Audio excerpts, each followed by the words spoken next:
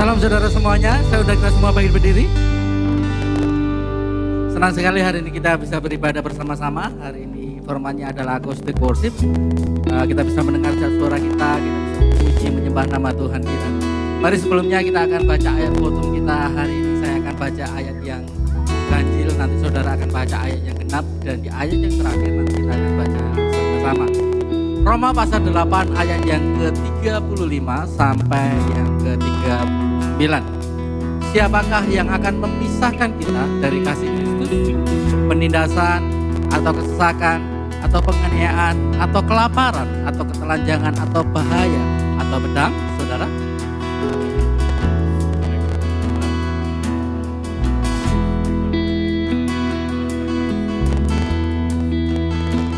Tetapi dalam semuanya itu kami lebih daripada orang-orang yang menang oleh Dia yang telah mengasihi kita.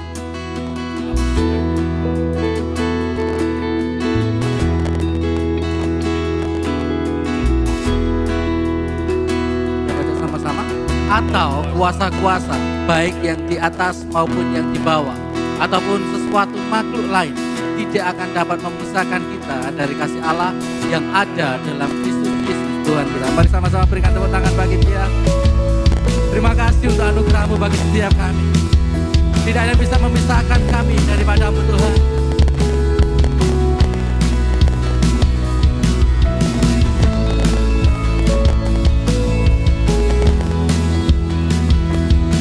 Mari jemaat Tuhan sama-sama katakan.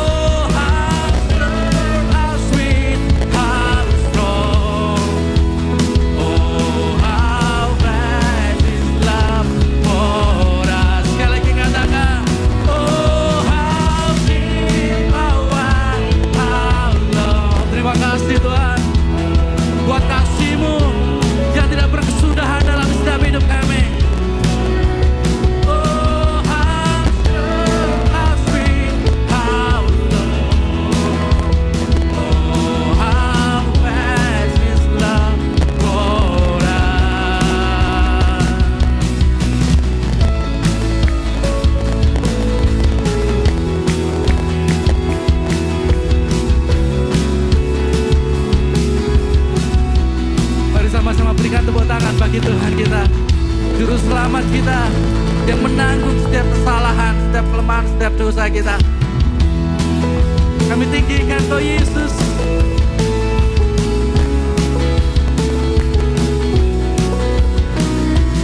Dasar dari yang kuharapkan, bukti dari segala sesuatu, bukti dari segala yang tak kulihat. Iman berikanku kekuatan untuk melakukan perkara yang hebat. Sama-sama katakan bersama. Bersama Rohmu ku pasti menang, ku pasti menang. Tinggi namamu dipuji, hormat kemuliaan. Sorakan, sorak dengan segenap hati, Raja keagungan.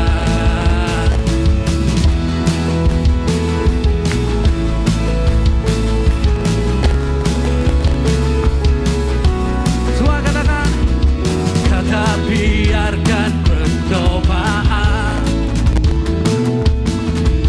melebihi batas kekuatanku.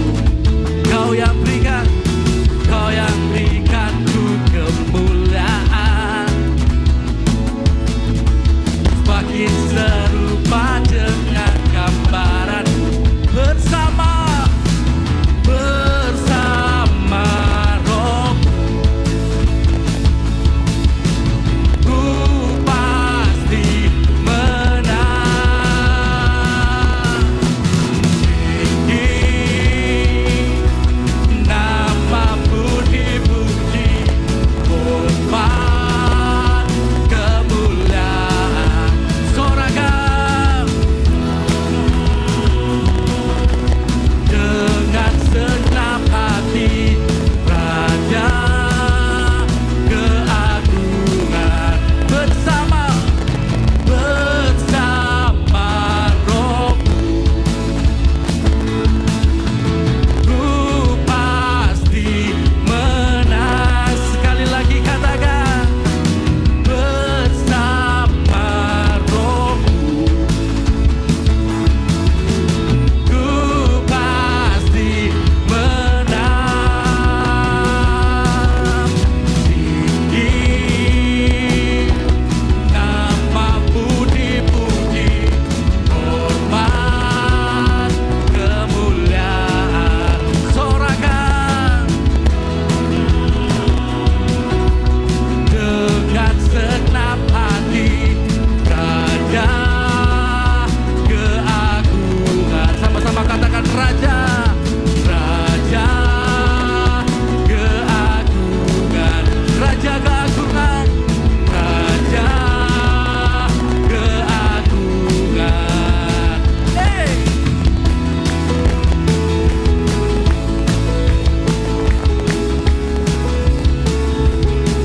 Mari sama-sama berikan tepuk tangan bagi Yesus.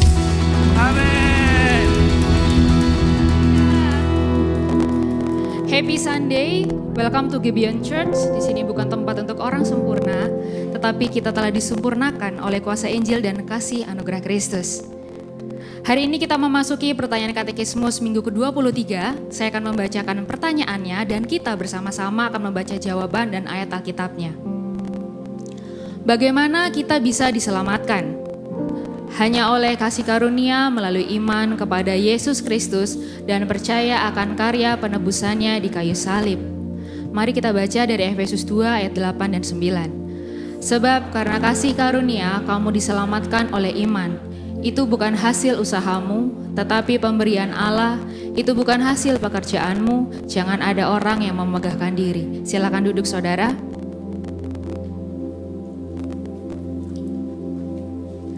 Saudara, mungkin pada saat kita kecil, kita pernah melakukan perbuatan baik agar kita mendapatkan hadiah dari orang tua kita. Dan itu mungkin berlanjut ketika kita dewasa. Di dunia kerja misalnya, kita perlu melakukan usaha ekstra agar kita mencapai sebuah kesuksesan. Atau mungkin sebagai orang tua, kita sering menjanjikan hadiah ketika anak kita berhasil memenuhi ekspektasi kita. Tanpa kita sadari, hal itulah yang terjadi juga dalam perjalanan iman kita sebagai orang Kristen. Kita memang melakukan perbuatan yang baik, tapi motivasi kita melakukannya supaya kita layak di hadapan Tuhan. Kita melakukan perbuatan baik supaya kita bisa selamat. Namun sesungguhnya alasan ketika kita melakukan perbuatan baik itu adalah keliru. Kita perlu menyadari bahwa keselamatan yang telah kita terima itu bukan atas dasar siapa kita atau apa yang telah kita lakukan. Jadi ketika kita merasa layak atau kita merasa perlu berkontribusi untuk mendapatkan keselamatan atau mempertahankan keselamatan kita, bisa jadi kita sedang mengupayakan keselamatan versi diri kita sendiri. Jawaban dari perenungan katekismus kita hari ini menunjukkan sebuah kebenaran yang indah tentang arti dari keselamatan di dalam Kristus, yaitu bahwa keselamatan yang kita terima itu karena kasih karunia melalui iman. Itu bukan hasil usaha kita, saudara. Allah memberikannya secara cuma-cuma. Dan karena kasih karunia melalui iman, kita semua telah diperdamaikan dengan Allah. Hukuman yang seharusnya kita tanggung sebagai manusia yang berdosa telah ditimpakan kepada Yesus. Dan Yesus telah menanggung semuanya di atas kayu salib. Dan di atas salib itu, Yesus telah menanggung semua murka Allah yang seharusnya ditimpakan kepada kita sebagai akibat dari dosa. Dan bukankah ini adalah kabar baik Injil bagi kita semua? Di dalam Kristus kita memiliki pengharapan.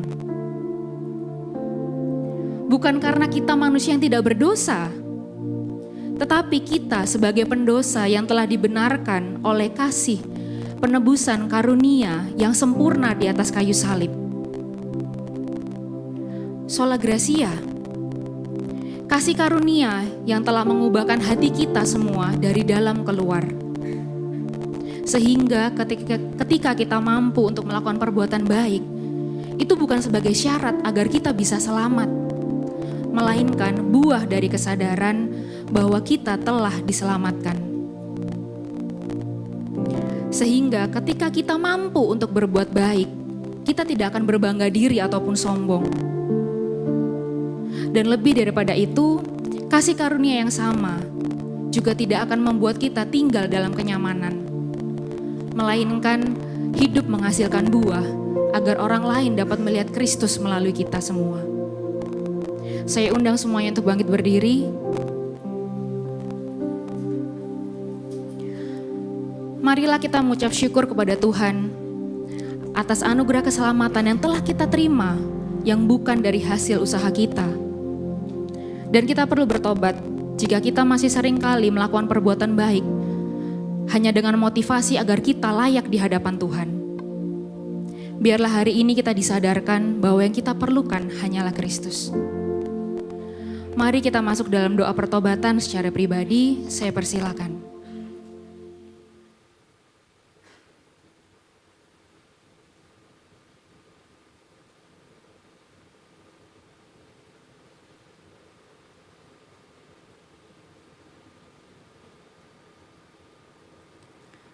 Bapa kami yang Maha Kasih dan Maha Pemurah, kami datang kepadamu menanggalkan segala kesombongan kami, menanggalkan semua keangkuhan kami, menanggalkan keinginan kami untuk membenarkan diri kami.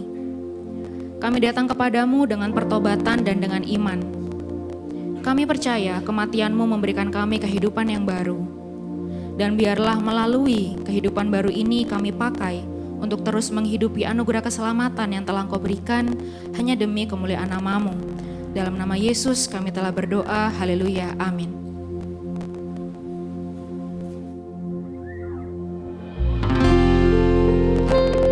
Terima kasih Tuhan untuk pengorbanan-Mu bagi kami. Di salib itu karyamu sempurna. Tidak ada yang perlu kami tambahkan dalam setiap hidup kami. Kami menyerahkan segalanya sesuatu kepada-Mu.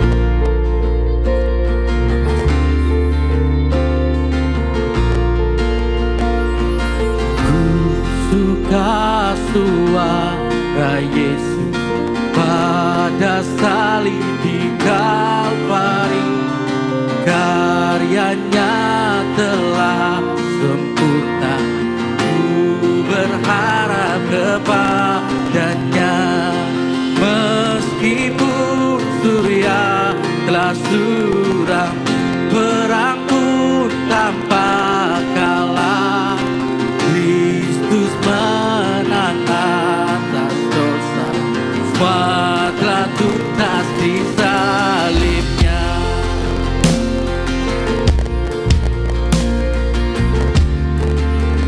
Mari coba Tuhan sama-sama.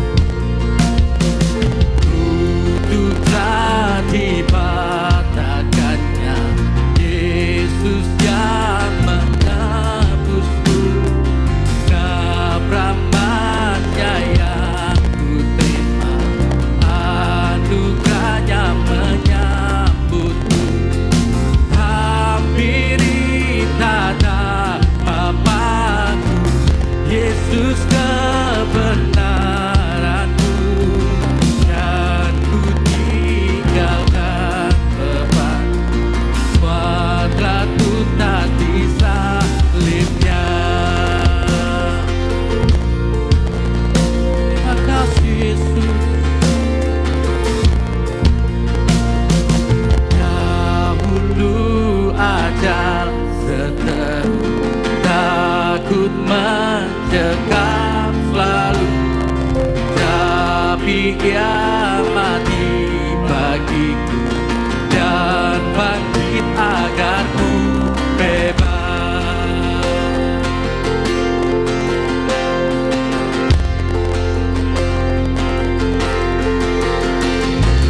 Dahulu ajal seteru, takut mencekam selalu. Tapi Ia mati bagiku dan bangkit agar ku bebas. Dia bangkit, oh agar kita bebas. Bebas dari semua yang jahat, bebas untuk mengasihi. Maut, takut dan rindu bangkit. Amin. Tuntas di salib-Mu.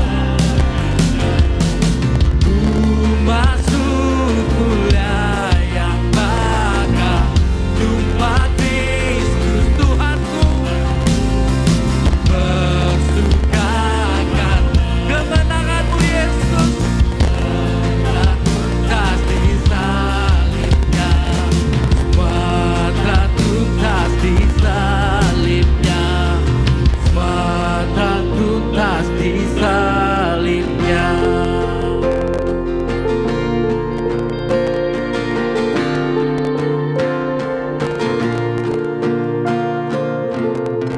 Di kayu salib itu Engkau menanggung dosa kami.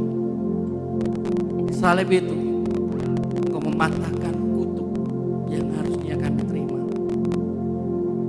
Dan di kebangkitan-Mu Tuhan, Engkau telah mengalahkan maut. Dan kami bersama-sama dengan Engkau Tuhan. Terima kasih Yesus. Engkau penyelamat kami. Engkau yang menebus setiap kami.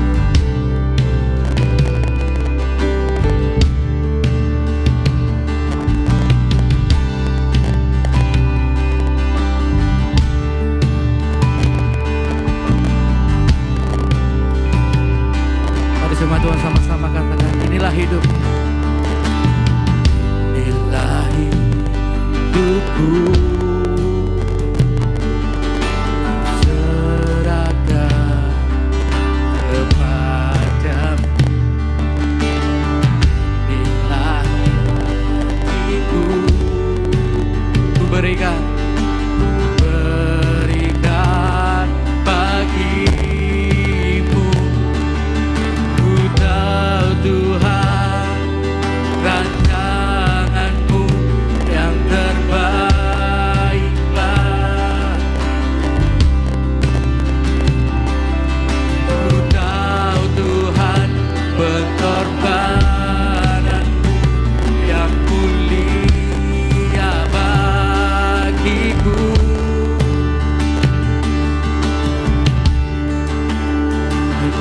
dekat kepadamu,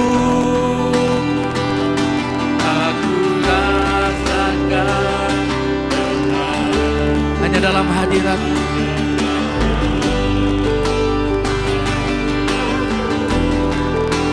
Itulah kedamaian kami, Yesus.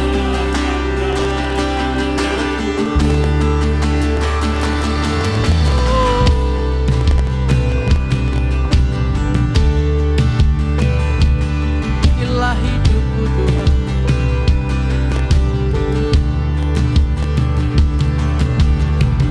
Inilah hidupku, serahkan kepadamu. Inilah hatiku, ku berikan bagimu. Ku tahu Tuhan, rancangan-Mu yang terbaik bagiku. Ku tahu Tuhan, pengorbanan-Mu yang mulia.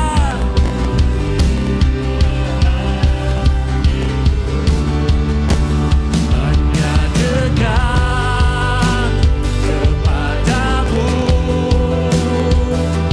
aku rasakan tenang. Hanya dalam hadirat-Mu, oh Yesus, rasakan damai-Mu. Padamu ku berserah. Yesus, sumber harapanku, ku percaya padamu, penyelamatku. Walau sekalipun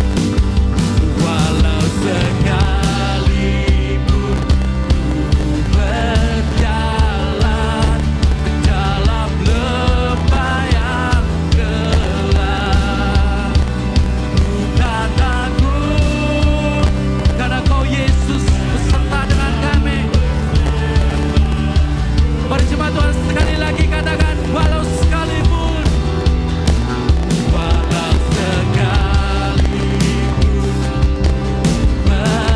berjalan dalam lembah yang gelap, ku tak takut,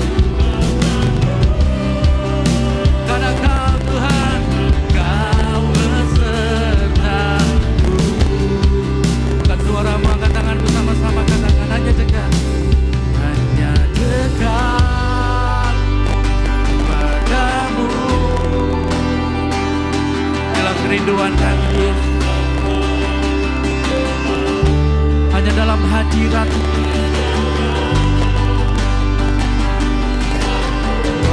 itulah kedamaian kami. Hanya dekat kepadamu, aku rasakan tenang. Hanya dalam hadirat-Mu, ku rasakan damai.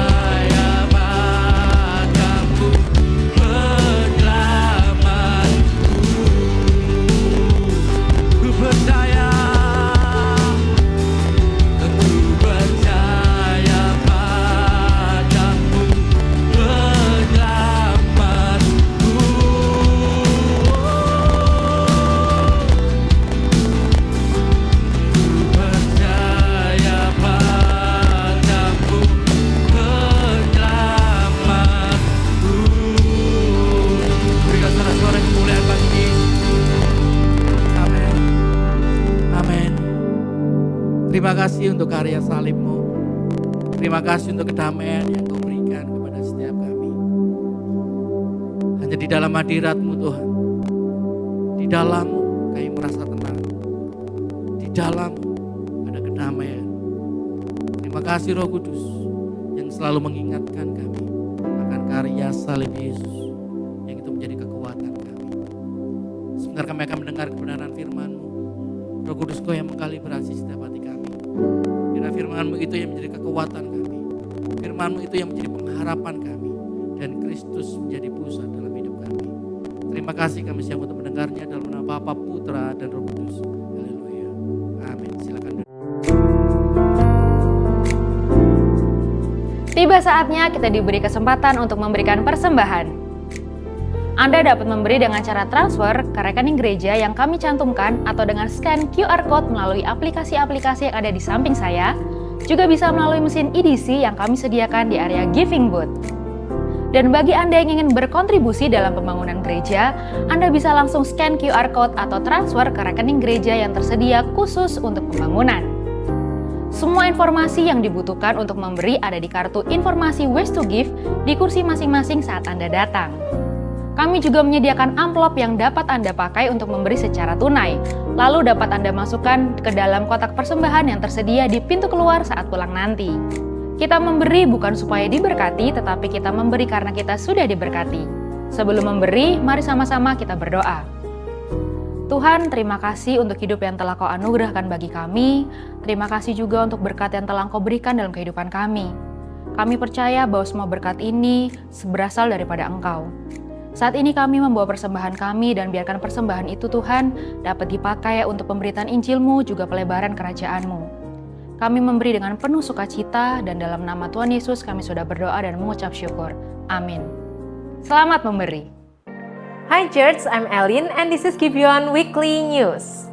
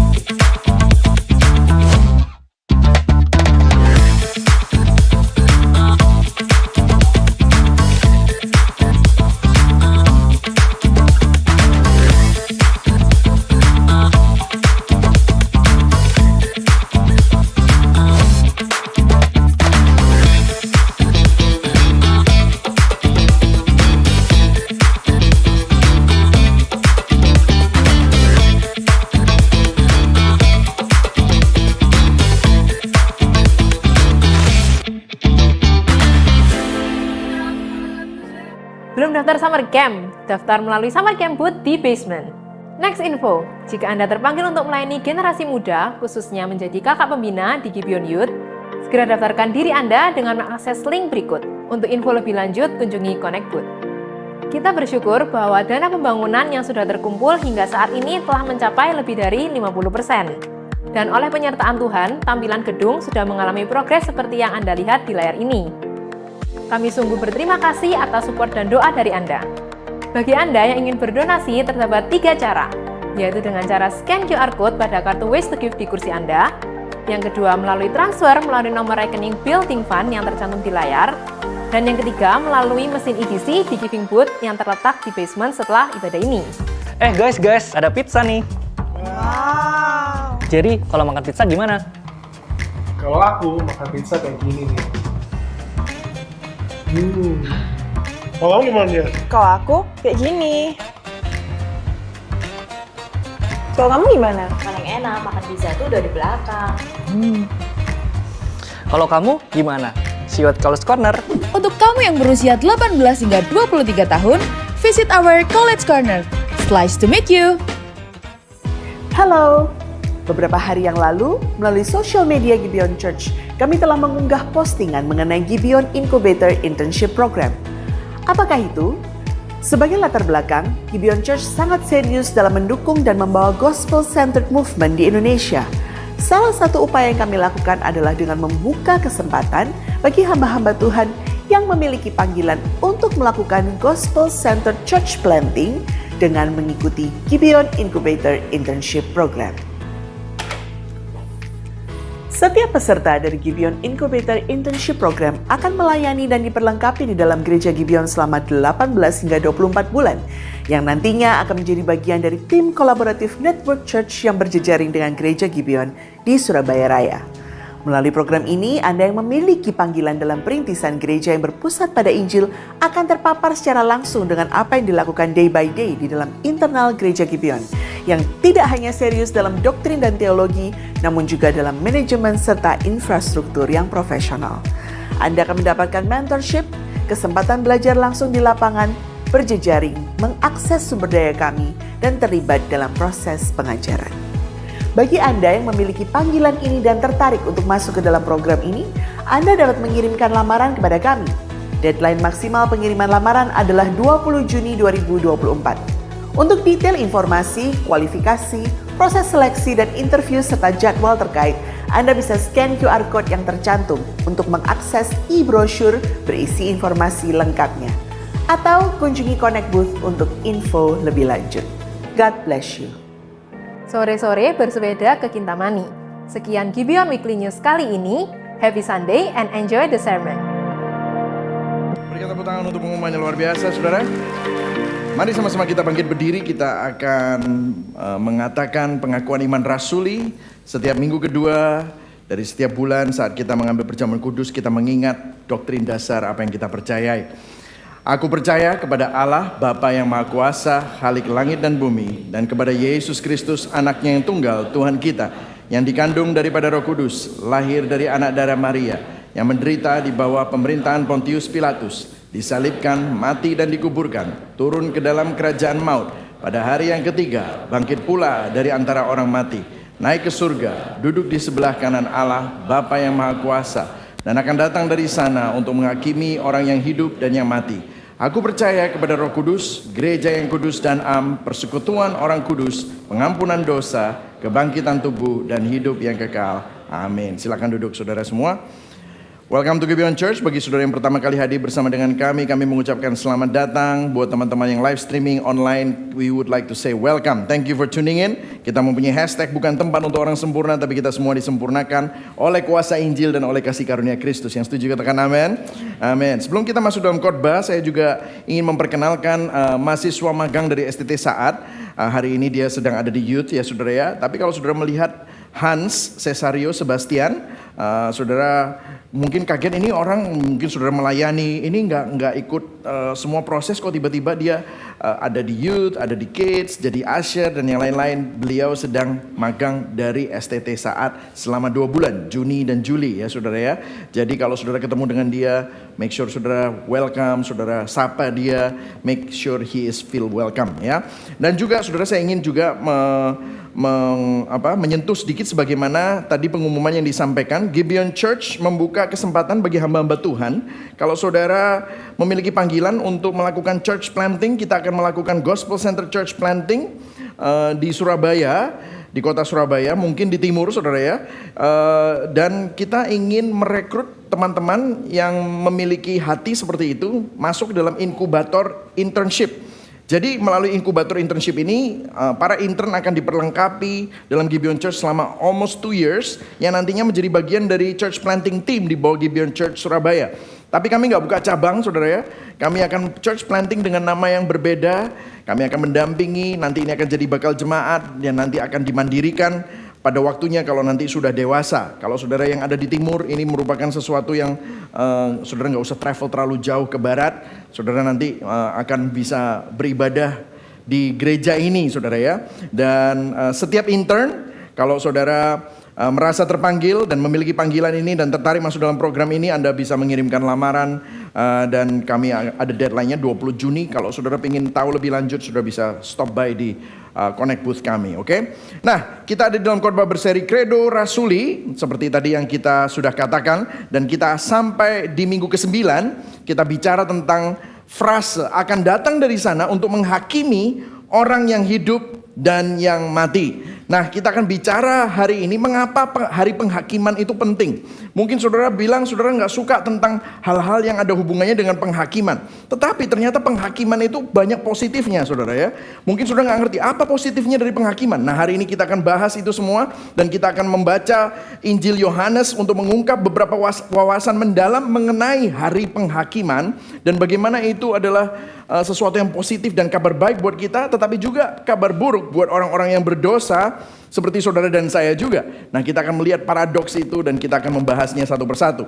Yohanes 12 ayat 41 sampai 50, saya akan membaca yang ganjil dan saudara membaca yang genap ya saudara ya. Saya akan mulai terlebih dahulu. Yohanes 12 ayat 41.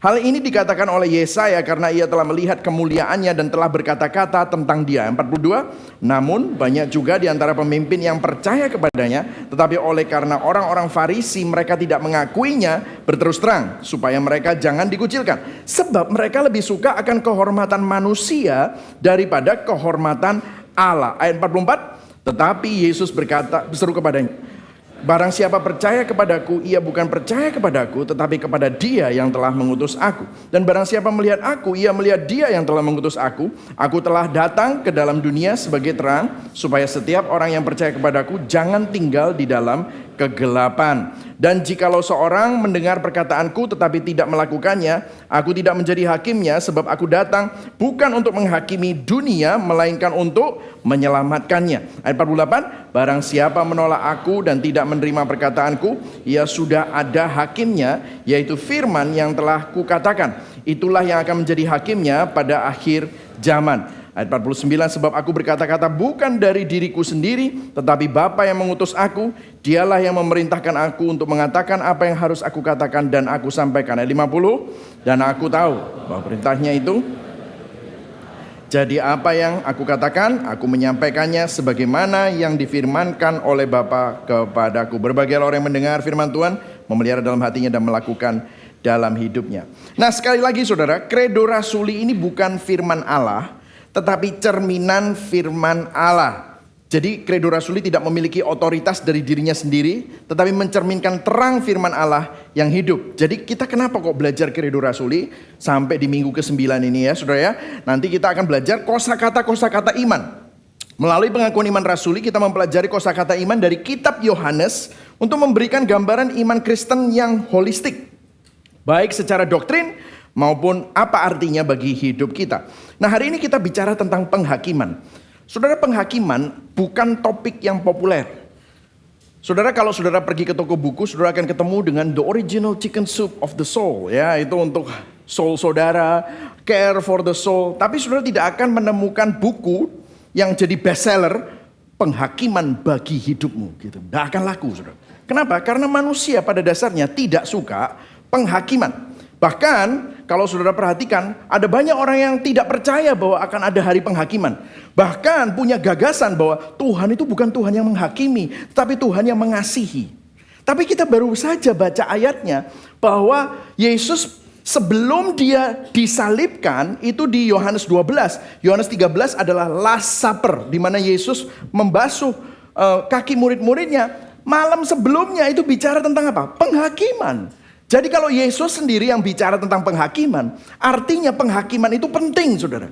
Bahkan hari terakhir sebelum dia ditangkap, dia bicara tentang penghakiman. Makanya poin saya ada 3 hari ini. Mengapa harus ada penghakiman? Penghakiman itu bukan hal yang negatif, tetapi justru merupakan sesuatu yang positif. Kemudian yang kedua, hari penghakiman adalah kabar buruk juga pada saat yang sama bagi orang berdosa. Dan kemudian bagaimana Injil menjadi jawaban dan implikasi bagi hidup kita tentang hari penghakiman itu seperti apa, kita akan mempelajarinya satu-satu. Jadi mulai dari yang pertama, mengapa harus ada hari penghakiman? Saudara yang siap belajar katakan yes. Amin.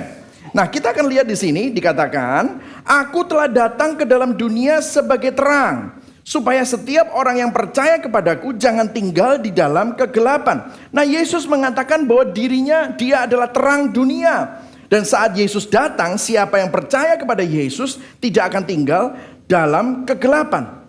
Nah, terus kemudian ayat 47. Dan jikalau seseorang mendengar perkataanku tetapi tidak melakukannya, aku tidak menjadi hakimnya. Sebab aku datang bukan untuk menghakimi dunia, melainkan untuk menyelamatkannya. Wow, ini luar biasa sekali. Jadi artinya pertama kali Yesus datang, Yesus tidak datang untuk menghakimi dunia, namun untuk menyelamatkan umatnya. Jadi ini merupakan kabar baik. Saudara dan saya, kalau saudara percaya Yesus, saudara diselamatkan. Namun kalau kita lihat ayat 48 dikatakan begini, saudara. Barang siapa menolak aku dan tidak menerima perkataanku, ayo yang di highlight baca sama-sama 1, 2, 3. Ia sudah ada hakimnya, yaitu firman yang telah kukatakan. Itulah yang akan menjadi hakimnya pada akhir zaman. Jadi baru saja Yesus mengatakan dia tidak datang menjadi hakim, namun dia menjelaskan bahwa akan ada penghakiman. Nah, baru dia bilang dirinya adalah terang, kemudian tiba-tiba aku nggak datang sebagai seorang hakim, tiba-tiba dia ngomong tentang penghakiman. Nah, saudara, maksudnya begini, saudara. Ini adalah metafora atau kontras antara terang dan hakim. Jadi begini, saudara. Yesus sang terang dunia menjelaskan akan ada akhir zaman. Saudara tahu zaman akhir sama akhir zaman itu beda ya. Saya pernah menjelaskannya. Zaman akhir ini kita hidup di zaman akhir. Tapi di zaman akhir ini pun ujungnya akan ada yang namanya akhir zaman. Dan akhir zaman itu akan menjadi hari penghakiman, di mana semua manusia akan dihakimi.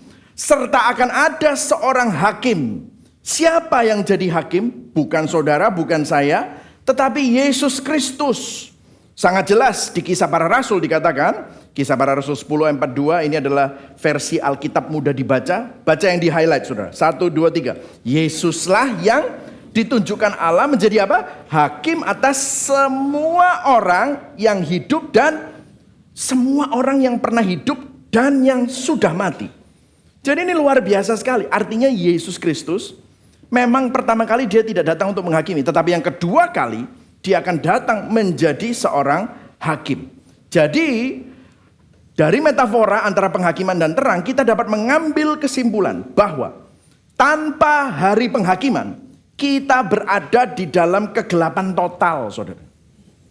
Karena dia sang terang dunia, dia bilang, firmanku itu kalau kamu percaya, kamu akan dapat hidup. Tapi kalau kamu gak percaya, firmanku itu akan menghakimi kamu. Artinya begini, saudara. Kalau ada hakim, berarti ada yang benar dan yang salah. Betul, betul, betul. Kalau ada hakim, berarti ada hitam dan ada putih. Tetapi jika tidak ada hakim yang menentukan standar kebenaran, maka tidak ada standar moral atau kebenaran yang mutlak. Dan dikatakan kalau misalnya gini, tanpa hari penghakiman kita berada dalam kegelapan total, saudara. Karena artinya bingung, yang benar yang salah yang mana. Yang hitam dan yang putih yang mana yang benar. Kita nggak tahu. Nah, saya akan menjelaskan kepada saudara, oke, dengan beberapa ilustrasi. Nah, ada seorang penulis yang namanya Arthur Asher Miller. Dia adalah seorang penulis naskah, drama, esai, dan penulis skenario di teater Amerika di abad ke-20. Dalam naskah dramanya yang berjudul After the Fall, dia mendeskripsikan gambaran tentang konsep penghakiman yang dia tolak sebagai orang liberal. Dia orang liberal dan yang tidak percaya Tuhan. Terus dia menulis naskah dari seorang namanya Quentin. Quentin itu tokoh yang dia tulis itu. Quentin ngomong begini, ya, yang ngomong Arthur Asher Miller, ya. Dia ngomong begini. Selama bertahun-tahun saya melihat hidup sebagai suatu kasus pengadilan untuk membuktikan sesuatu. Ketika aku muda, aku membuktikan betapa beraninya aku, betapa cerdas pinternya aku, betapa romantisnya diriku. Seiring berjalan waktu, saat aku menjadi dewasa, maksudnya berumur, aku ganti, saudara, ganti. Bukan itu lagi yang aku buktikan. Aku berusaha membuktikan bahwa diriku adalah seorang ayah yang baik, seorang yang bijaksana, seorang yang berpengaruh. Tapi yang mendasari semua itu adalah asumsi bahwa aku sedang ada di dalam sebuah jalan di mana aku dinilai oleh seorang hakim yang memberikan vonis. Kemudian aku melihat satu hari ternyata kursi hakimnya itu kosong, tidak ada Tuhan. Tidak ada hakim. Yang tersisa hanyalah suatu argumentasi pembuktian tanpa akhir dengan diriku sendiri. Suatu usaha membuktikan sesuatu di hadapan bangku hakim yang kosong. Nah dia seorang liberal, dia bilang, aku itu tiap kali cari kebenaran, aku membuktikan diri supaya aku itu diterima orang, aku berharga, dengan asumsi bahwa ada seorang di atas sana yang menilai hidupku, yang satu hari aku harus bertanggung jawab terhadap hidupku. Tapi dia bilang gini, tahu nggak, what if, bagaimana jika ternyata hakimnya itu, kursi hakimnya itu kosong, nggak ada Tuhan. Nah dia mau ngomong gini, percuma, nggak usah. Jadi kalau kamu mau hidup, ya udah hidup terserah. Apa yang benar dan salah menurut dirimu saja. Nggak usah mengikuti norma, mengikuti agama, mengikuti hukum. Aduh nggak usah.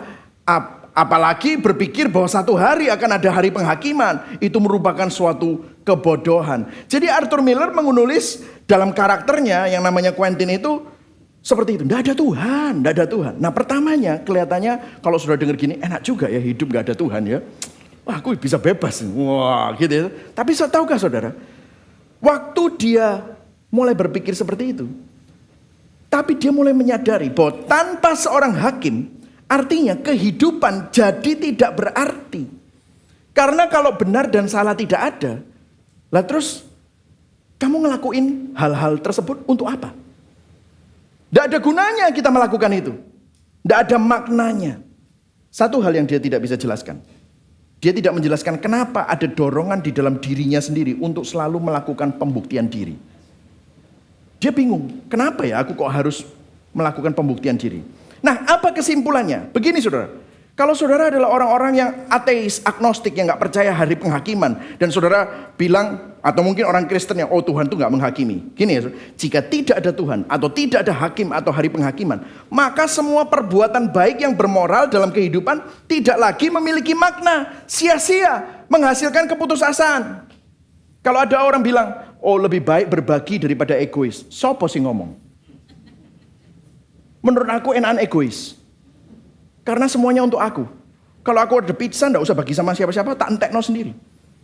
Kalau aku ada uang ngapain aku ngajain orang, kalau aku bisa nilep uang, aku ambil aja semua untuk diriku sendiri. Buat apa kita berintegritas? Kalau ada orang bilang lebih baik kita itu bisnis yang jujur daripada nusuk partner bisnismu dari belakang. Kata siapa? Kan menurut aku hukum rimba. Salahnya dia percaya sama aku, goblok dia.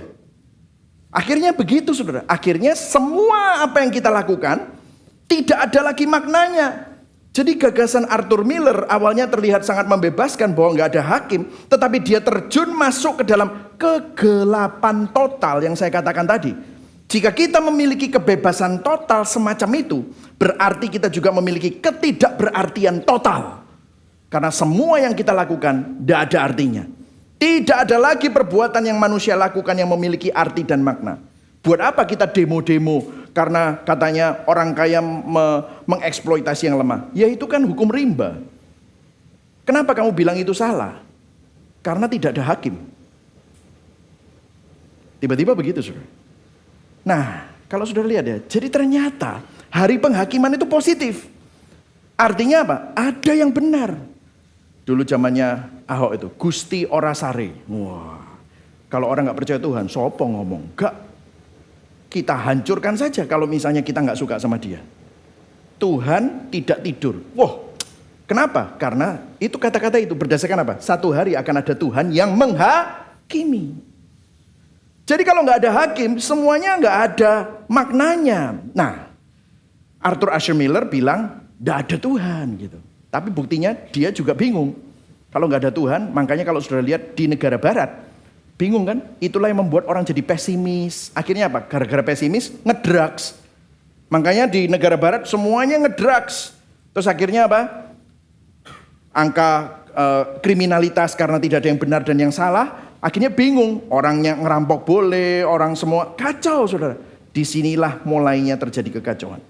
Nah, kebalikan dari ini, ada sebuah buku dari seorang yang namanya Miroslav Volf. Seorang filsuf atau teolog asal Kroasia yang mengalami dampak perang kekerasan di tanah airnya. Dia di kawasan Balkan di Kroasia. Dia mengalami konflik etnis, agama, dan dia mengalami ketidakadilan. Dan dia bicara banyak tentang rekonsiliasi dan pengampunan. Dia menulis buku Exclusion and Embrace, Miroslav Volf, ya. Dia bilang begini, tesis utamanya bahwa dia bilang gini, justru kita perlu percaya sama Tuhan yang melakukan penghakiman. Ini merupakan dasar yang penting untuk suatu budaya dan masyarakat untuk mempraktekkan non-violence, non-kekerasan. Karena gini, Volf bilang gini, saya itu bicara sama orang-orang yang jadi korban kekejaman, diperkosa, dibunuh, habis diperkosa dibunuh di depan orang tuanya, di depan suaminya, dihancurkan rumahnya, mereka jadi korban genocide. Waktu kita bilang, sudah, jangan balas. Dia bilang, orang-orang yang diajak omong tuh, dia bilang, kamu gak tahu istriku dibunuh di depan mataku, diperkosa. Terus kamu bilang aku suruh ngampuni. No, aku akan join perang, aku akan balas dendam. Terus Miroslav bilang gini, si Volf bilang begini, satu-satunya cara menenangkan korban-korban ini adalah begini. Kalau bisa bilang, ada Tuhan yang ngelihat semua ini. Kamu gak usah balas dendam. Karena Tuhan itu bukan kamu dan kamu bukan Tuhan. Biarlah Tuhan saja yang membalas.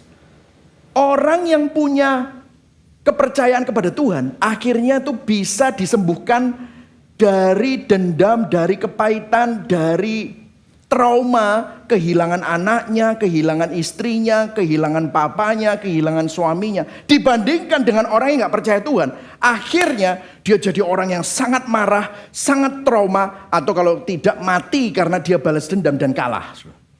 Terus dia bilang begini, justru dia itu mau mengkritisi pandangan liberal yang menganggap bahwa gagasan tentang Tuhan yang menghakimi itu memicu agresi dan kekerasan atau nggak ada Tuhan itu. Dia bilang sebaliknya, dia menunjukkan bahwa situasi ketidakadilan yang ekstrim, bahwa gagasan tentang tidak adanya Tuhan atau Tuhan yang hanya mengasihi dan tidak menghakimi, justru itu nggak realistis.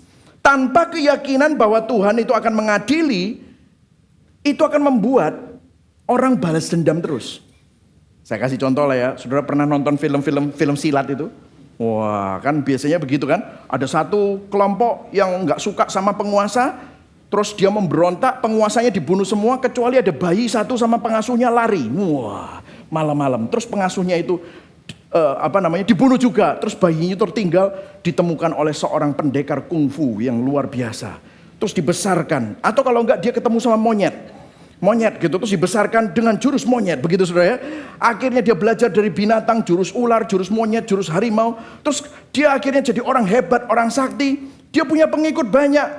Terus akhirnya dikasih tahu sama orang itu. Kamu tahu nggak dulu kamu di hutan itu, gara-gara dihabiskan sama si penguasa ini, keluarganya, dinasti ini, lihat. Dia dikasih tunjukin foto, oh ini aku ya. Wah, dia balas dendam. Akhirnya apa? Dia bunuh semua itu semua. Dia menyusup, dia bunuh semua.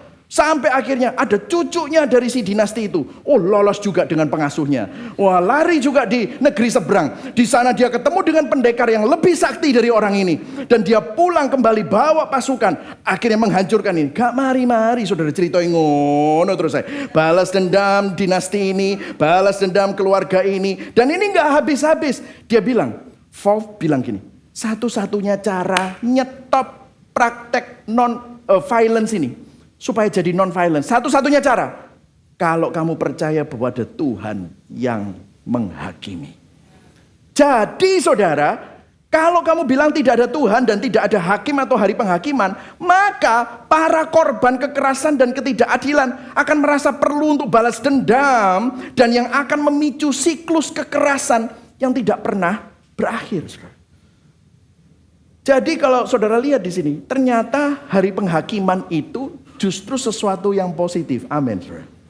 Karena satu hari, mungkin saudara hari ini, saudara sedang sakit hati atau bawa kepahitan gara-gara kamu tuh korban disakiti orang. Dan kamu mau balas dendam ini, let me tell you, kamu bukan hakim. Tuhan adalah sang hakim. Tuhan tidak tidur. Tuhan tahu bahwa kamu ngalami itu. Satu hari semua orang harus bertanggung jawab atas kejahatan yang dilakukannya. Amin, saudara. Nah, tapi saya mau masuk ke dalam poin yang kedua. Gini ya. Tapi sebelum itu ya, saya mau ngomong gini. Mungkin kalau Anda masih bilang, wah aku gak percaya hari penghakiman. Kok aku nggak mikir kayak gitu ya, kayak Pastor Mike gitu, bulat. Mungkin saudara mikir, aku gitu-gitu gak kepikiran. Let me tell you, kalau saudara gak kepikiran gini-gini, hidupmu terlalu nyaman.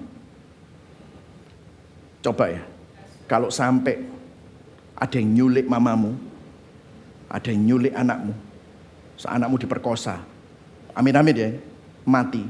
Terus kamu bilang, oh aku gak percaya Tuhan, aku gak gitu. Pasti kamu balas dendam. Pasti. Tapi kalau kamu ada Tuhan, kamu itu bisa caranya, kita itu bisa caranya untuk memproses ini semua. Susah. Tapi pasti akan ada jalan keluar. Karena akhirnya kamu percaya bahwa akan ada suatu keadilan yang akhirnya harus dipertanggungjawabkan di akhirat nanti. Jadi kalau saudara bilang, ya atau gini, aku gak terlalu mikir gitu-gitu. Ya memang, makanya saya ajak berpikir. Karena dalam hidup ini gak pernah gampang. Satu hari pasti saudara akan mengalami krisis. Dan kalau saudara nggak tahu cara jawab krisis itu, saudara bisa jadi orang yang putus asa, dan saudara bisa jadi pesimis, dan saudara mau lari kemana? Alkohol, mau lari ke pelarian, mau lari ke judi, mau lari atau lari ke Tuhan. Karena dialah satu-satunya hakim yang mengerti semua perasaan. Amin saudara ya. Nah kita masuk ke dalam yang poin kedua. Hari penghakiman meskipun itu positif, tapi adalah kabar buruk bagi orang berdosa saudara. Nah saya mau nunjukin kepada paradoks kepada saudara. Memang hari penghakiman itu penting dan harus ada. Namun perhatikan di sini saudara, tidak ada satupun manusia, tidak ada satupun dari kita yang akan bisa berharap selamat atau luput dari hukuman. Karena begini saudara, Tuhan adalah Tuhan yang adil. Jika hari penghakiman benar-benar ada, maka saudara dan saya pasti dihukum karena kita berdosa dan kita tidak sempurna. Kita semua gagal dalam memenuhi standar kekudusan Tuhan. Dan pada hari penghakiman kita akan ditemukan bersalah. Loh kok bisa pastor? Mungkin adalah salah satu cara untuk memahami. Maka kita perlu menyadari bahwa penghakiman itu ada kriterianya. Prinsip penghakiman Tuhan itu gimana? Firman Tuhan memberikan dua prinsip firman yang ditunjukkan melalui ayat Alkitab untuk memberikan indikasi bagaimana Tuhan melakukan penghakiman. Yang pertama ya saudara, coba kita lihat di Yeremia 17 ayat 10. Baca sama-sama Yeremia 17 ayat 10 ya. 1, 2, 3. Aku, Tuhan apa? Menyelidiki hati dan menguji batin untuk memberi balasan kepada setiap orang setimpal dengan tingkah langkahnya, setimpal dengan hasil perbuatannya. Coba perhatikan di sini, ini ada yang agak janggal. Memberi balasan kepada orang setimpal dengan tingkah langkahnya dan setimpal dengan hasil perbuatannya. Oh, ternyata balasannya itu sesuai dengan tingkah langkah dan perbuatan. Tapi yang diselidiki apa? Hati. Yang diselidiki apa? Diuji apa? Batin. Jadi Yeremia berkata Tuhan menyelidiki hati manusia dan memberikan balasan sesuai dengan niat dan motivasi batin mereka waktu sudah dibuahi di dalam perbuatan, saudara. Coba lihat 1 Samuel 16 ayat 7. Tetapi Tuhan berkata kepada Samuel, jangan pandang parasnya atau perawaan yang tinggi sebab aku telah menolaknya. Bukan yang dilihat manusia, yang dilihat Allah. Baca yang di highlight 1, 2, 3. Manusia melihat apa yang di depan mata, tetapi Tuhan melihat hati. Jadi ayat ini menunjukkan bahwa Tuhan melihat hati manusia, bukan tindakan eksternal. Tadi kalau sudah lihat baca di Yohanes 12 ayat 42 sampai 43, ternyata ada orang-orang Farisi yang sebenarnya percaya sama Yesus, tapi nggak mau ngaku dan berterus terang karena takut dikucilkan. Mereka lebih suka akan kehormatan manusia daripada kehormatan Allah. Dan habis itu saudara lihat Yesus ngomong tentang penghakiman. Jadi prinsip penghakiman Tuhan itu berfokus pada hati manusia. Matius 15 ayat 8 sampai 9 dikatakan, saya nggak ada di sini. Bangsa ini memuliakan aku dengan bibirnya, tapi hatinya jauh daripadaku. Percuma mereka beribadah kepadaku. Saudara, banyak orang kelihatannya beribadah loh. Banyak orang yang tampaknya baik secara eksternal. Tadi katekismusnya sangat bagus saudara. Dikatakan kalau kita beribadah motivasi kita apa? Banyak orang kelihatannya beribadah tapi hatinya dipenuhi dengan kesombongan, iri hati, merasa superior. Dan penghakiman Tuhan yang benar bukan hanya mempertimbangkan perbuatan, tetapi justru melihat kondisi hati yang sebenarnya bukan hanya perbuatan dari luar. Tuhan adalah Tuhan yang adil dan melihat kita secara hati. Saudara masih ingat perumpamaan anak yang hilang? Anak yang hilang itu, yang bungsu, wah dia kan minta warisan terlebih dahulu, terus melanggar bapaknya, kelakuannya kacau, pesta pora, main perempuan. Tetapi yang sulung taat di rumah, tinggal terus sama bapaknya, melakukan perintah bapaknya. Namun hatinya bukan karena cinta bapaknya, bukan karena mau pribadi bapaknya, tetapi sama saja mau warisan, mau lembu tambun, ingin dapat harta. Oh ternyata motivasinya sama. Jadi anak yang hilang itu bukan cuma satu, tapi dua-dua hilang. Motivasinya ternyata sama. Yang satu keluar lari pesta pora, yang satu tetap di dalam rumah, tapi hatinya tetap sama. Apa motivasi hati kita? Kita bisa saja di gereja melakukan hal yang baik, tetapi motivasi hatimu itu apa? Kenapa kita melakukan itu? Untuk diri sendiri? Untuk terlihat baik? Untuk merasa lebih unggul dari orang lain? Untuk membuat Tuhan berhutang pada kita? Sehingga saudara bisa bangga, ini loh aku sudah ngelakuin ini, aku sudah ngelakuin itu. Apakah begitu saudara? Bagaimana motivasi hati kita? Mungkin saudara bilang, aduh jangan lihat motivasi hati pastor, serem.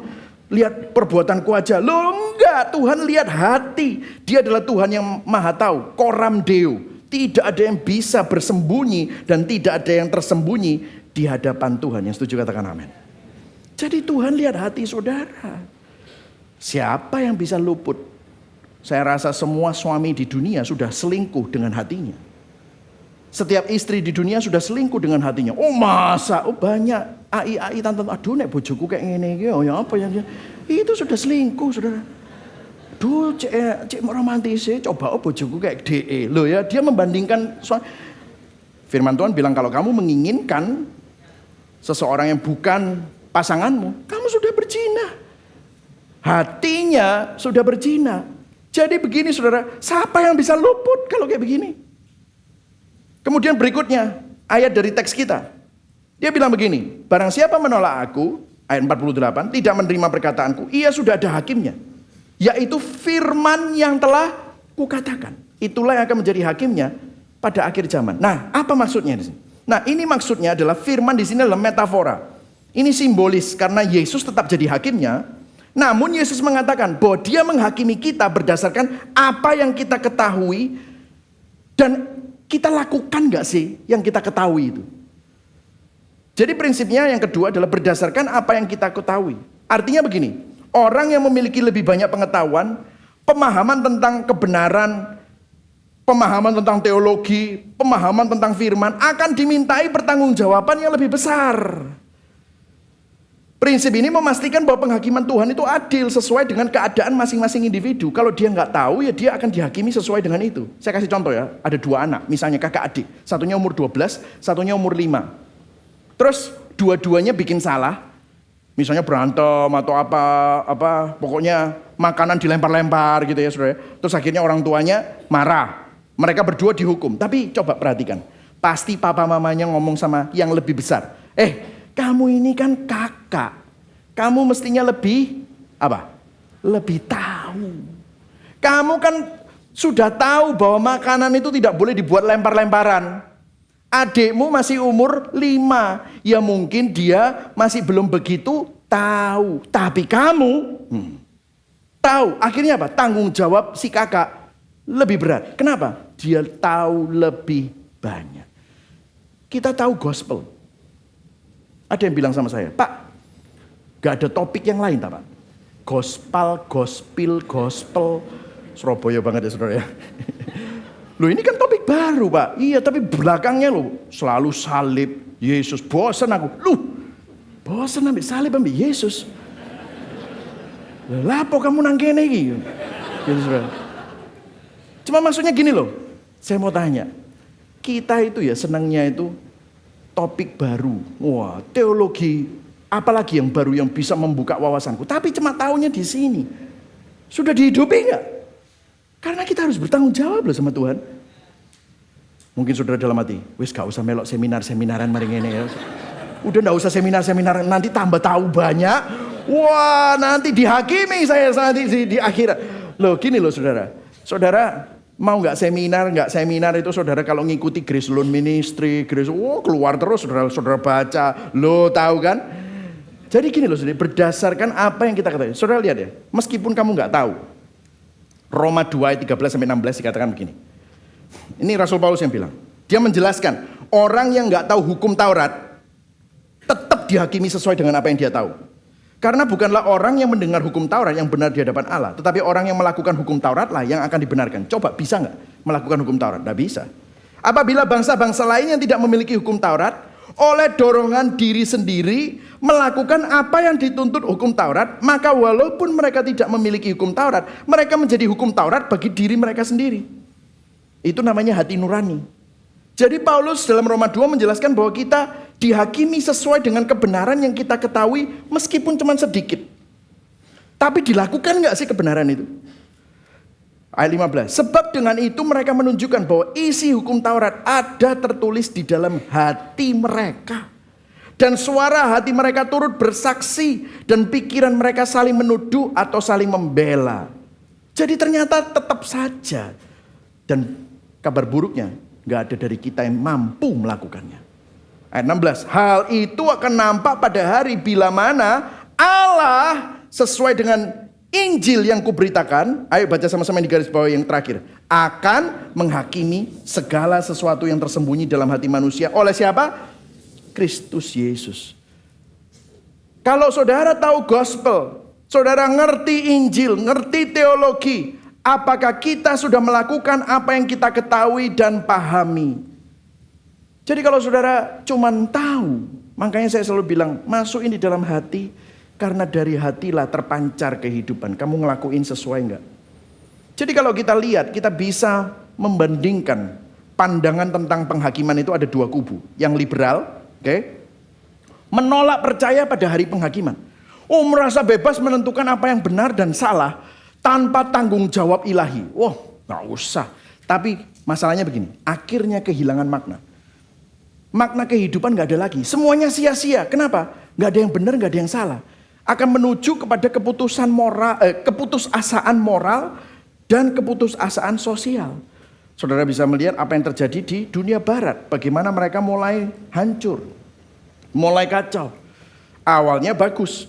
Tetapi yang satunya ini juga parah. Legalistik. Percaya pada hari penghakiman. Tapi dia berpikir, oh kalau ada hari penghakiman tenang aja, aku pasti lewat. Soalnya amalku, aku orang rohani. Lihat, masih ingat gak di Matius 7?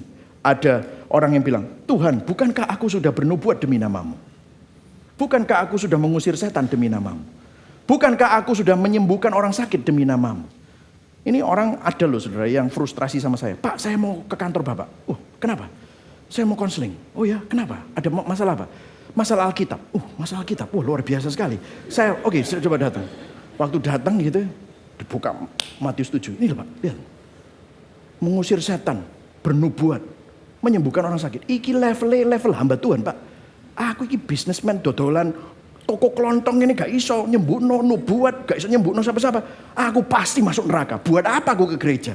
Wong yang sudah level nubuat, level menyembuhkan, level ngusir setan loh Pak. Tuhan Yesus bilang gak kenal. Mati aku Pak. Stres, gak iso turu aku Pak. No. Dia bilang gitu. Nah saya ceritakan. Orang-orang itu bermegahnya sama apa? Aku sudah. Injil. Yesus yang sudah. Kamu gak bisa. Kamu gak mampu. Yesus terlebih dulu. Yesus sudah. Maka sekarang kita bisa. Kenapa kok Yesus ngomong gitu? Karena nama Yesus gak even disebut. Iman gak even disebut. Karya salib gak even disebut. Yang disebut apa? Bernubuat.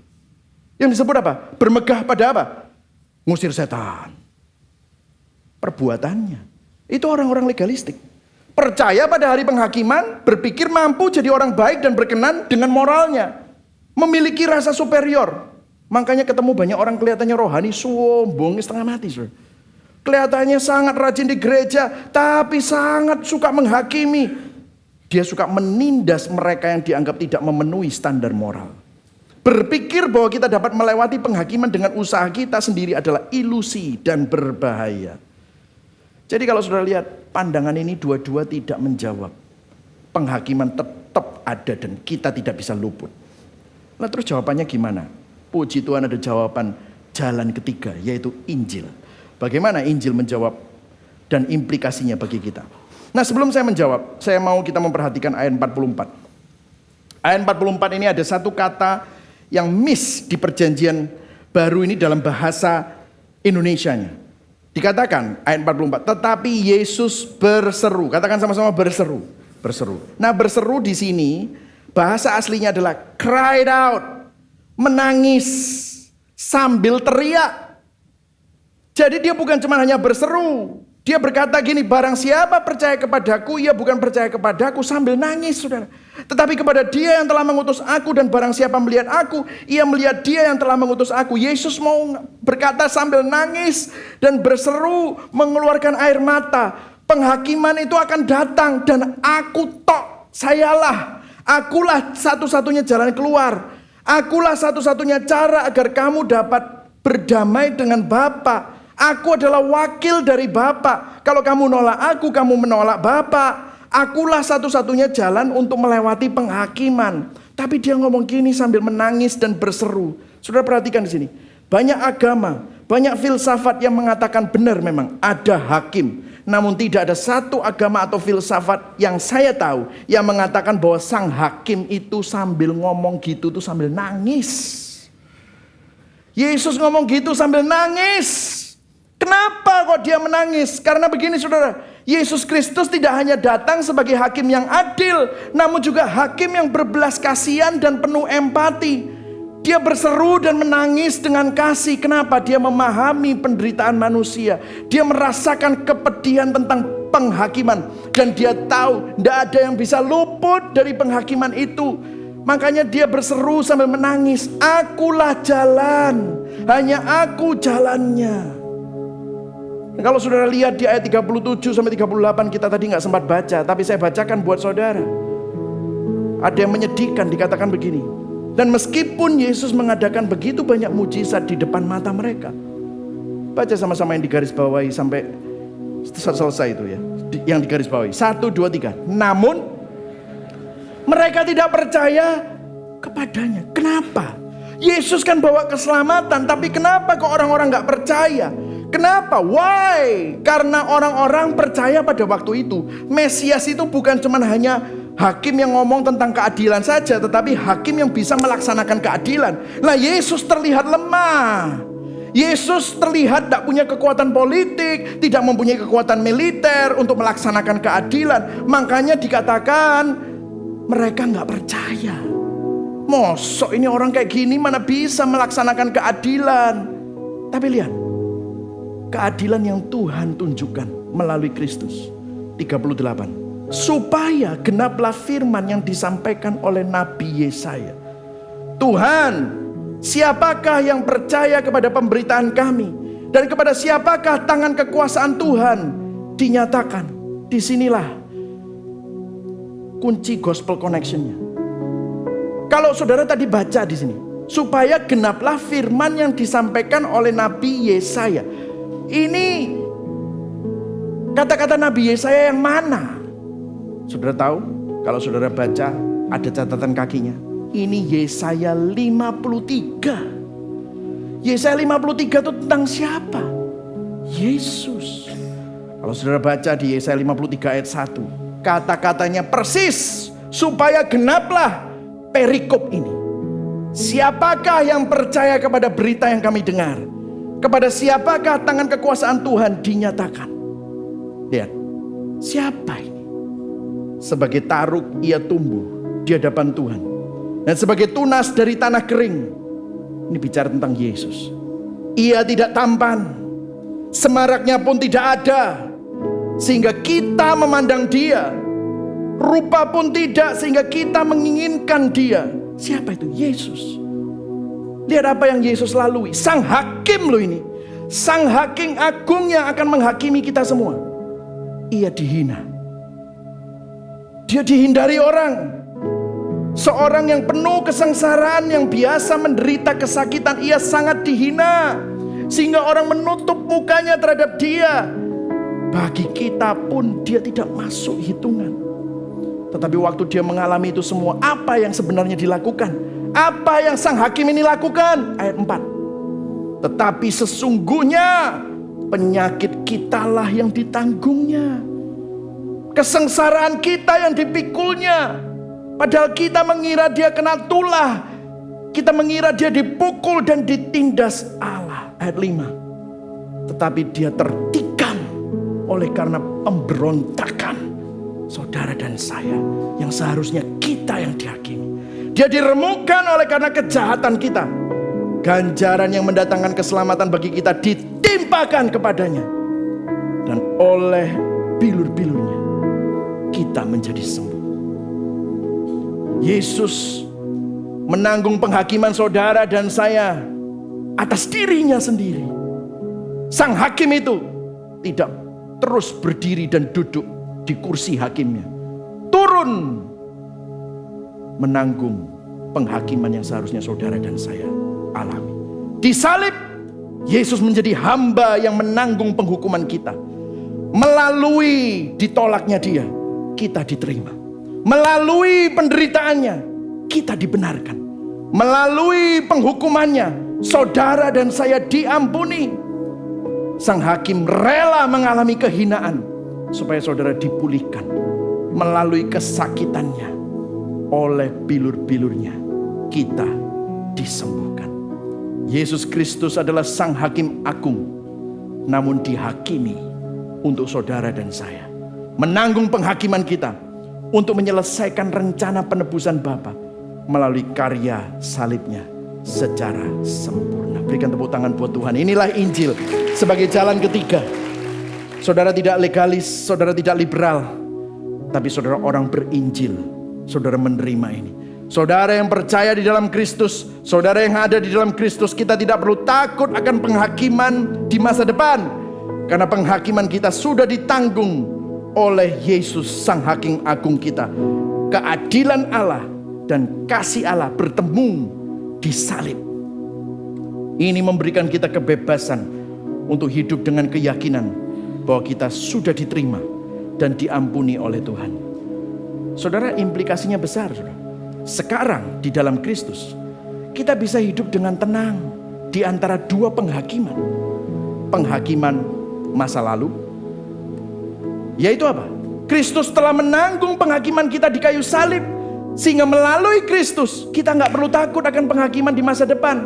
Karena saudara diterima, saudara dikasihi, bukan karena saudara baik, tetapi karena Kristus sang hakim agung yang baik, yang sempurna, yang adil, harus dihukum di tempat saudara. Itulah sebabnya saudara dibenarkan. Itulah sebabnya saudara diampuni oleh Tuhan. Itu penghakiman yang pertama. Penghakiman yang kedua, penghakiman masa depan. Saudara sekarang gak perlu balas dendam. Saudara gak perlu marah. Saudara bisa ngampuni. Kenapa? Karena saudara tahu di masa depan akan ada penghakiman akhir, di mana semua orang akan diadili. Kita hidup dengan pengharapan bahwa keadilan akan ditegakkan pada akhirnya. Dan kita yang percaya aman karena kita dibenarkan di dalam Yesus Kristus. Kita bisa mengampuni, kita bisa dibebaskan dari keinginan untuk balas dendam. Karena saudara sudah menerima kasih, menerima pengampunan. Seharusnya saudara juga dihukum, tapi sekarang saudara sudah bebas. No more condemnation for those who are in Christ Jesus. Roma 8 ayat 1. Tidak ada lagi penghukuman bagi mereka yang ada di dalam Yesus Kristus. Yang setuju katakan amin. Tidak ada lagi penghukuman. Tidak ada yang bisa menggugat. Siapa yang bisa menggugat kita? Tidak ada. Karena sang hakim agung sudah melunasinya, sudah menjalaninya. Selain dua penghakiman ini, ada satu penghakiman lagi sebenarnya. Mungkin saudara hari ini tidak percaya pada penghakiman kekal. Tapi tahukah saudara, setiap hari hidup kita di dunia ini sangat dihakimi. Saudara tahu kita ini hidup di dunia yang sangat menghakimi. Kita hidup di dalam dunia yang senantiasa menghakimi dan mengevaluasi hidup kita semua. Sudah pernah salaman sama orang, terus habis itu orangnya salaman, terus dilihat saudara dari atas ke bawah? Pernah? Atau mungkin ibu-ibu, tasi merek apa ya? Ini asli tak korsetan nih. Kok kenceng? Botok sih wake. Dinilai. Saudara, asetmu dinilai. Penampilanmu dinilai. Keluargamu dinilai. Rumahmu dinilai. Referensimu dinilai. Pakaianmu dinilai. Lingkar pinggangmu dinilai. Rekam jejak kita dinilai. Bahkan sosial media mengevaluasi Anda dengan algoritmanya. Postingan Anda pun dievaluasi. Inilah sistem dunia. Bagaimana kita bisa tenang dengan performa kita yang selalu dievaluasi? Dalam semua penilaian yang kita harus terima berdasarkan semua hal-hal yang fana, yang menjadi ukuran dunia di mana kamu dinilai hebat, dinilai sukses, dinilai berhasil, dinilai sebagai orang yang bisa dipandang orang. Bagaimana kita bisa hidup dengan tenang dan memuliakan Tuhan? Perhatikan di sini. Kalau saudara sadar, orang berinjil, bukan orang legalis, bukan orang liberalis, tapi saudara orang berinjil. Saudara ya, di dalam Kristus kita memiliki citra diri yang sudah diperbarui. Amin, saudara.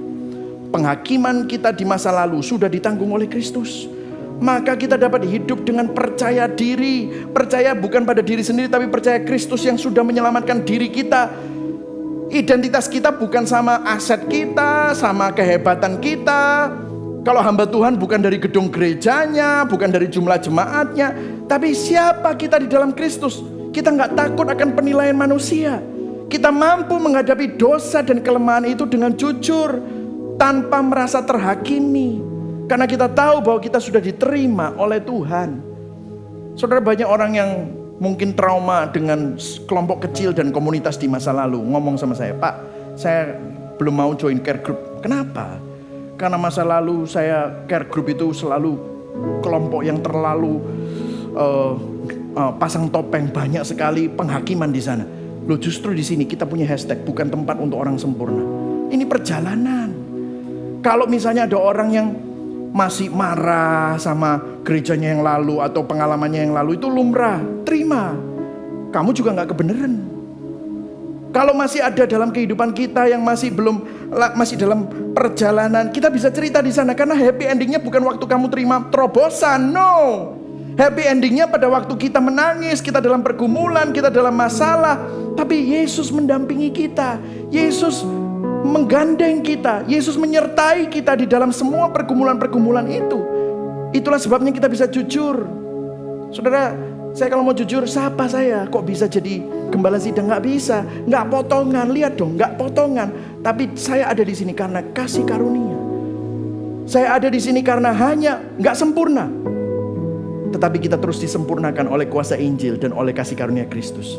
Kenapa? Citra diri kita bukan sama diri kita, tetapi sama Kristus yang sudah berkorban, yang sudah melakukan segala-galanya melalui karya salibnya. Amin, saudara.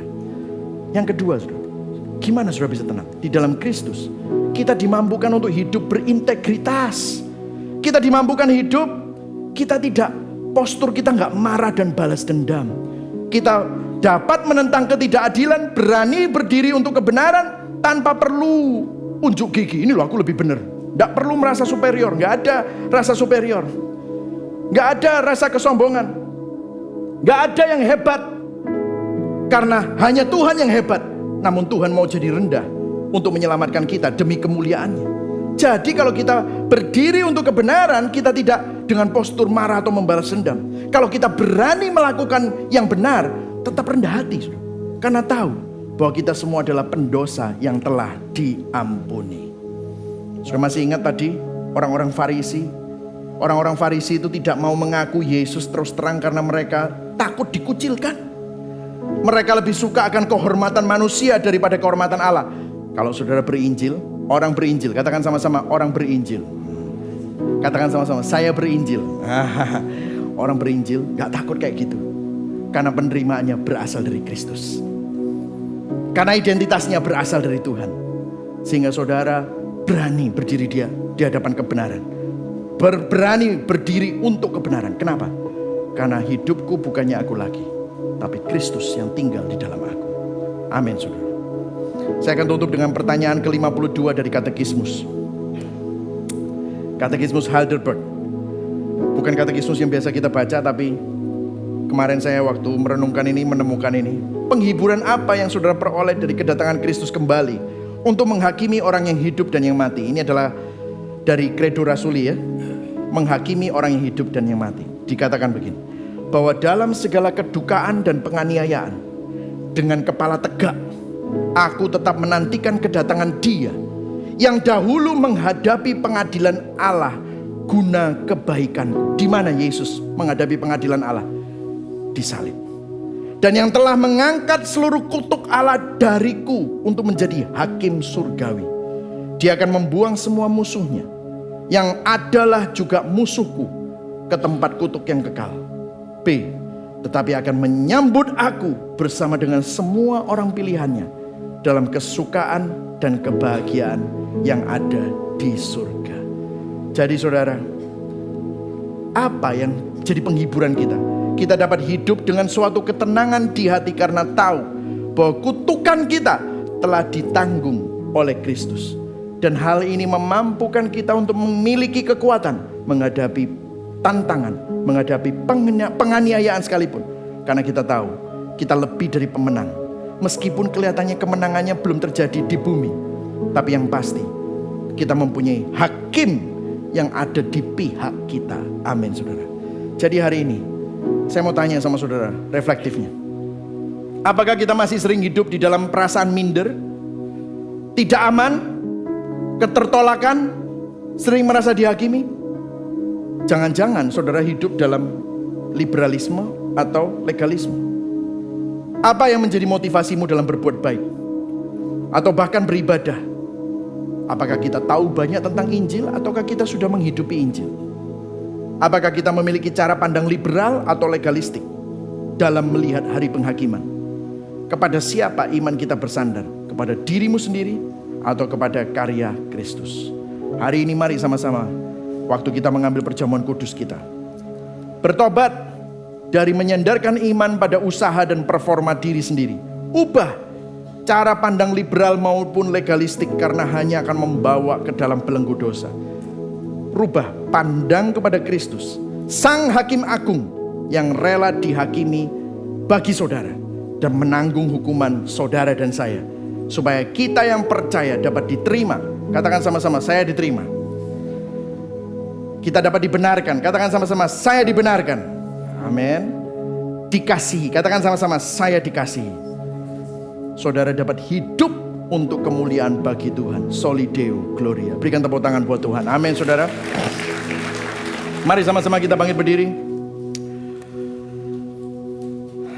Sebelum kita menyanyikan lagu Dalam Kristus sebagai respon kita, karena Injil, kita dapat menghadapi dosa dan kelemahan dengan jujur tanpa merasa terhakimi karena kita tahu bahwa kita sudah diterima oleh Tuhan. Yang setuju katakan amin. Saudara diterima oleh Tuhan, amin. Penghakiman kita ditanggung oleh Kristus, maka citra diri kita diperbaharui sehingga kita dapat hidup percaya diri tanpa rasa minder dan takut akan penilaian manusia. Karena Injil, kita mampu menentang ketidakadilan dan berdiri untuk kebenaran tanpa perasaan marah atau balas dendam.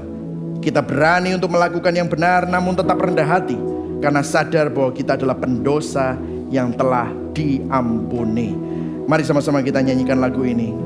Dalam Kristus harapanku, Dialah terang kekuatanku, Yesus batu penjuruku, teguh dan tak tergoyahkan. Betapa besar kasih-Mu, ketakutanku pun sirna, penghiburku. Jadikan lagu ini respon kita bersama-sama. Amin.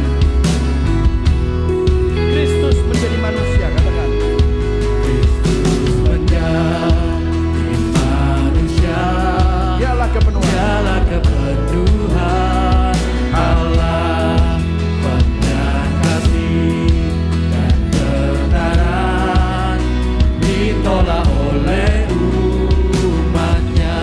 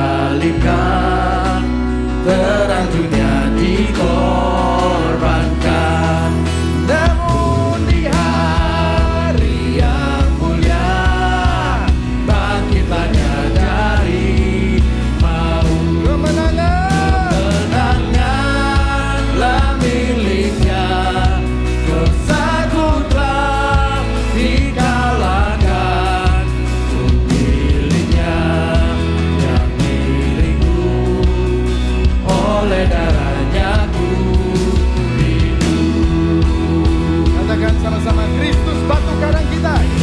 Kristuslah batu karangku, di atas Dia ku teguh, di atas Dia ku teguh. Sekali lagi katakan dengan segenap hati kita,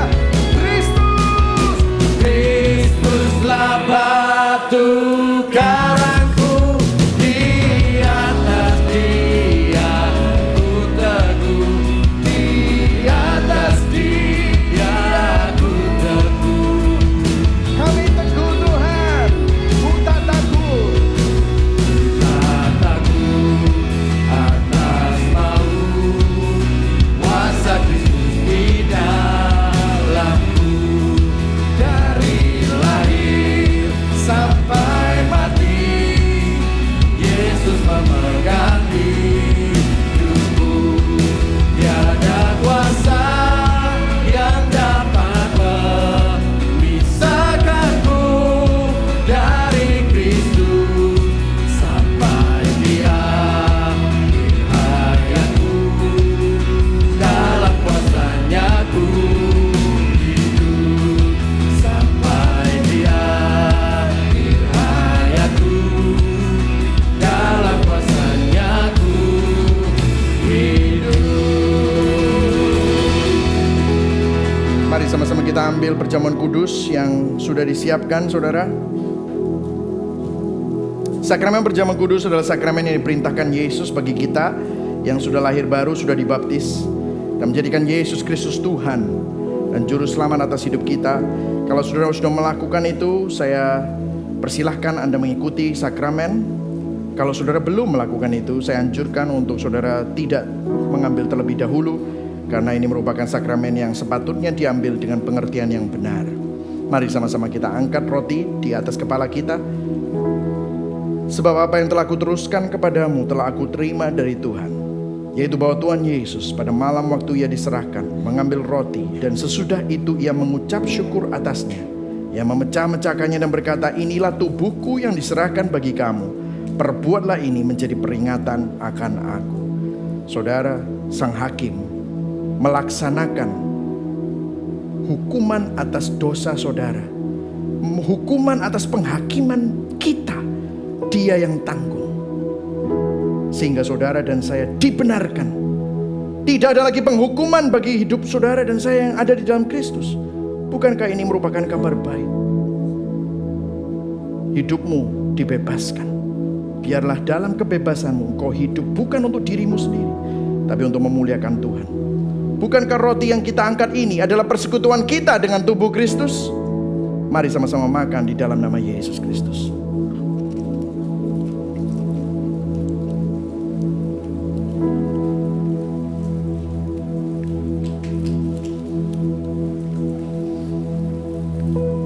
Kita angkat cawan ini bersama-sama. Demikian juga Ia mengambil cawan sesudah makan lalu berkata, cawan ini adalah perjanjian baru yang dimeteraikan oleh darahku. Perbuatlah ini setiap kali kamu meminumnya menjadi peringatan akan aku. Saudara, perjanjian baru dimeteraikan. Keselamatan Kristus, keselamatan yang kita terima dari Kristus dimeteraikan bukan dengan barang yang fana, tapi oleh darah Tuhan sendiri. Sehingga ini tidak bisa dibatalkan, saudara. Penghakimannya sekali untuk selamanya, dan penghakiman itu ditanggung di atas salib. Bukankah cawan pengucapan syukur yang atasnya kita ucapkan syukur ini adalah persekutuan kita dengan darah Kristus? Mari sama-sama minum dalam nama Tuhan Yesus.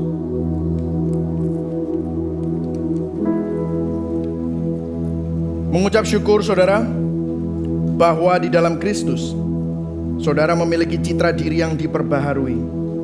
Di dalam Kristus saudara dimampukan untuk hidup dengan integritas. Di dalam Kristus saudara diampuni, diterima, dibenarkan, dan dikasihi. You are the beloved of God. Mari sama-sama kita naikkan lagu doxologi. Praise God in whom all blessings flow. Praise Him all creatures here below. Praise Him above in heavenly home.